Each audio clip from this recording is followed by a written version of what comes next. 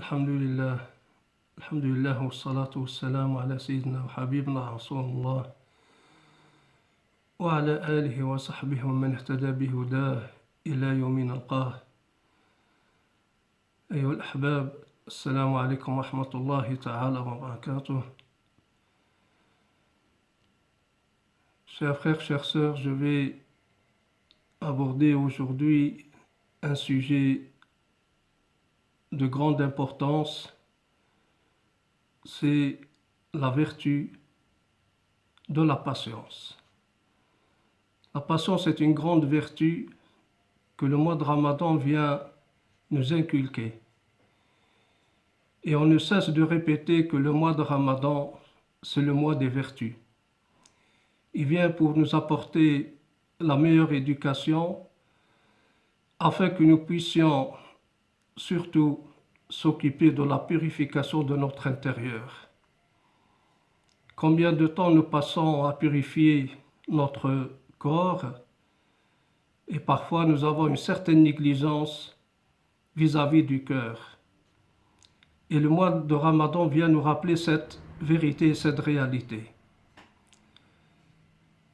Nous savons tous que la vie est pleine d'épreuves et la patience, elle doit nous accompagner durant toute notre vie afin de pouvoir surmonter les difficultés et les épreuves que nous pouvons rencontrer sur nos chemins.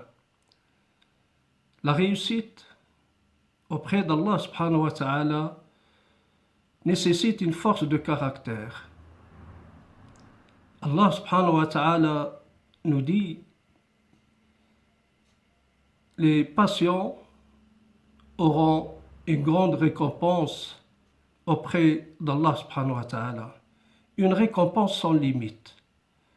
Allah subhanahu wa ta'ala a accordé à chacune de nos actions une récompense bien définie. Mais pour la patience, Allah subhanahu wa ta'ala a dit une récompense sans limite. C'est pour cela que le musulman doit acquérir cette qualité. La patience, ce n'est pas uniquement devant les épreuves, mais le musulman doit avoir aussi de la patience pour pouvoir continuer à adorer Allah subhanahu wa ta'ala. Le musulman doit avoir de la patience afin de pouvoir éviter le mal et de tomber dans la désobéissance. Certains diront que la patience, dans certaines situations, n'est pas nécessaire.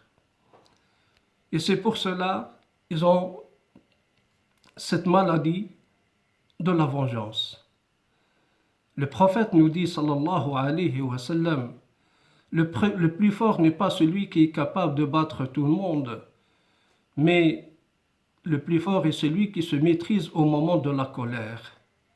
Et cette patience nous ramène à maîtriser notre langage, à maîtriser nos comportements vis-à-vis des autres. Dans sa famille, dans toutes nos relations, nous devons toujours avoir en tête qu'Allah subhanahu wa ta'ala, il est là. Qu'Allah subhanahu wa ta'ala nous récompense si nous avons cette maîtrise de soi. Sidna Muhammad sallallahu alayhi wa sallam a parlé de la patience. Lui-même, il avait beaucoup de patience vis-à-vis de l'adversité des gens. Et il n'est pas le seul d'ailleurs. Tous les prophètes, alayhimus salam, avaient cette patience qui les a accompagnés dans leur cheminement envers Allah subhanahu wa ta'ala. Alors nous, musulmans, que pensons-nous de cette vertu? Est-ce que on la considère comme étant une faiblesse ou bien une force? Moi je dis, c'est une grande force d'avoir la maîtrise de soi devant les épreuves, les difficultés, devant ce que nous pouvons rencontrer de la part des gens. Souvent les gens ne sont pas assez reconnaissants. Et d'ailleurs, Allah subhanahu wa ta'ala nous le dit, وَقَلِيلٌ مِنْ عِبَادِي الشَّكُورِ. Peu de mes serviteurs sont reconnaissants. Et si nous sommes reconnaissants vis-à-vis d'Allah subhanahu wa ta'ala, nous devons essayer d'acquérir cette qualité de la patience, et pas uniquement. Parce que ce que recherchent les musulmans, c'est que, Inch'Allah, au jour dernier, il aura le mérite d'accéder au paradis. Qu'Allah fasse de nous des croyants sincères, qu'Allah accepte nos prières et nos jeûnes, qu'Allah fasse de nous des gens patients, afin que nous puissions mériter son paradis. Amin. Wa taqabbalallahu siyamakum wa ta'atikum. Wassalamu alaikum wa rahmatullah.